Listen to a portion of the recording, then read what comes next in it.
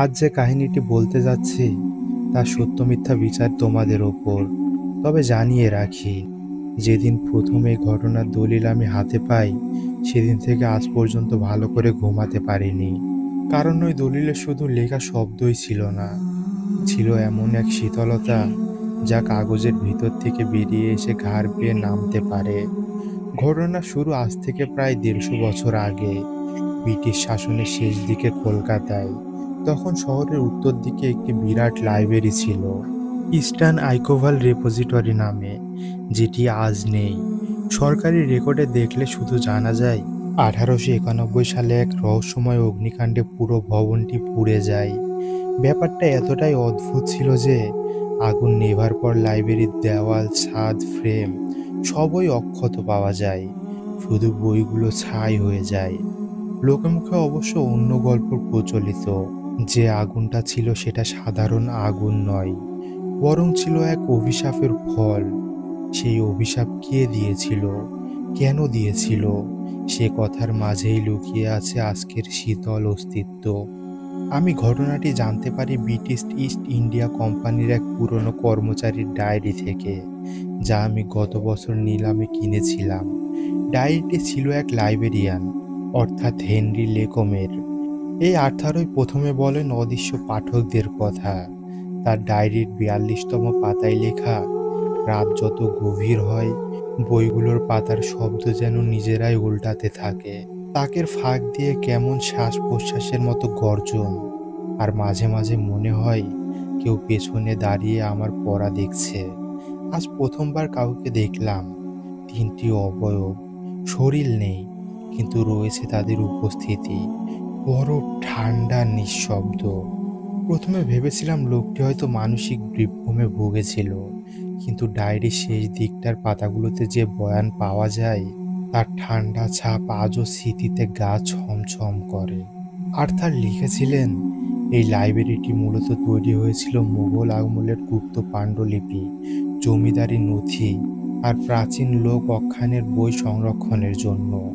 এইসব নথির মাঝে ছিল শ্মশানরীতির পুঁথি, একটি বাংলা সংস্কৃত মিশ্রিত ভাষার গ্রন্থ। পুঁথিটি ছিল অতীতের মৃত আত্মাদের ডাক এবং দমন সংক্রান্ত নানা নিষিদ্ধ রীতির ভাণ্ডার। কথিত আছে ১৭৮৫ সালের নাটোরের এক তালুকদার তার প্রতিদ্বন্দ্বী জমিদারকে ধ্বংস করতে এই পুঁথির মন্ত্র ব্যবহার করেছিলেন। তার পরিণামে তালুকদার পরিবারের ৩ প্রজন্ম ভয়াবহ মৃত্যুবরণ করে। মৃত্যুর আগে শেষ বংশধরের চিৎকার ছিল যে এই পুঁথি স্পর্শ করবে তার রক্তে আগুন ধরবে, আত্মা পুড়তে থাকবে চিরকাল।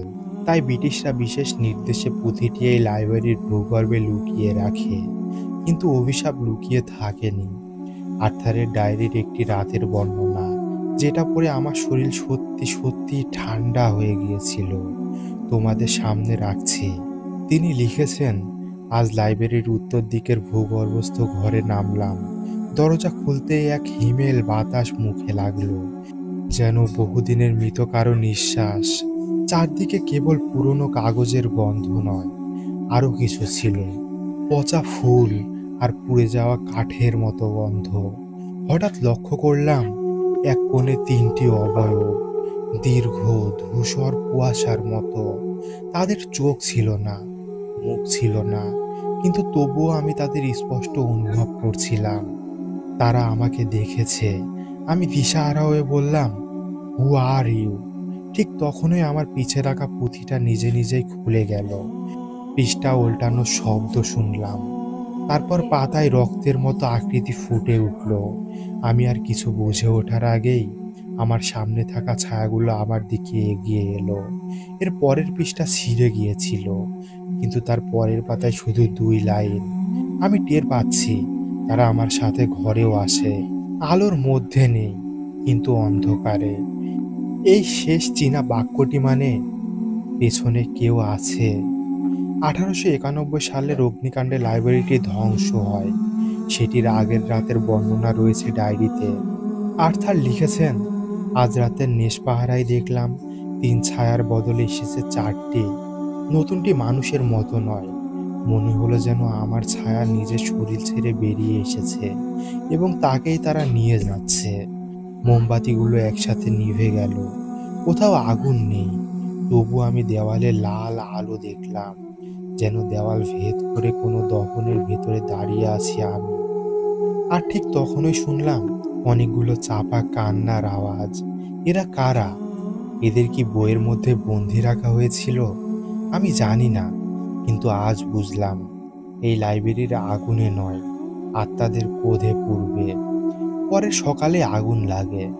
বলা হয় আগুনে কোনো মানুষ মারা যায়নি, কিন্তু সেই রাতে কেউ দেখেছিল কিনা তা কেউ বলতে পারেনি। ডায়েরির শেষ পাতাটি আজও আমার বুক কাঁপিয়ে দেয়। পাতাটি কালচে হয়ে গিয়েছিল, লেখাগুলো আধা মুছে গেছে। তবু যেটুকু পড়া যায় তা হলো, যদি কেউ এগুলো পড়ো, সাবধানে থেকো। বইগুলো পুড়েছে, কিন্তু পাতার আত্মারা পুড়েনি। জ্ঞান তৃষ্ণা তাদের ক্রোধ বাড়ায়। মোমবাতির আলো নিভে গেলে বুঝবে তোমার ঠিক পেছনে দাঁড়িয়ে আছে সেই ৩টি অবয়ব। আর তুমি যদি ঘুরে তাকাও, তারা তোমাকে বইয়ের পাতার মতো খুলে ফেলবে। এখানেই ডায়েরির শেষ।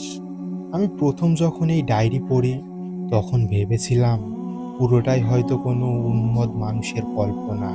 কিন্তু আজ সকালে আমার নিজের লাইব্রেরির বুকশেলফ ঠিকঠাক করতে গিয়ে এমন কিছু দেখলাম যা আমাকে বাধ্য করলো তোমাদের সাথে সবটা শেয়ার করতে। আমার কাছে থাকা সেই ডায়েরিটি হঠাৎ করে নিজে থেকেই খুলে যায়। যে পাতাটি খোলা হয়েছিল সেখানে কেবল একটি বাক্য, যা আগে লেখা ছিল না। তুমি পড়ে ফেলেছ, এখন অন্ধকারটা দেখো। তখনই আমার ঘরের আলো দুম করে নিভে গেল। মাত্র ৩ সেকেন্ডের অন্ধকার, কিন্তু সেই ৩ সেকেন্ডে আমি স্পষ্ট শুনছিলাম হালকা শ্বাস ঠিক আমার পেছনে। আমি তাকাইনি, ঘুরে তাকানোর ভয় ছিল আমারও। ভাবলাম এটা হয়তো কাকতালীয় কিছু, তাই ছবিটা তুললাম, আলো জ্বালালাম, মনকে শক্ত করলাম। কিন্তু এই পোস্ট লিখতে লিখতেই দেখলাম আমার স্ক্রিনে দেওয়া ছবিটা একটু বদলে গেছে। আগে ৩টি অবয়ব ছিল, এখন ৪টি। চতুর্থ অবয়বটি একটু ঝাপসা, তার উচ্চতা এবং গড়ন আমার মতোই। এই গল্পটা তোমরাও শুনেছ। এবার শুধু একটা কথা বলি, দয়া করে এখন ওই পেছনে তাকিও না।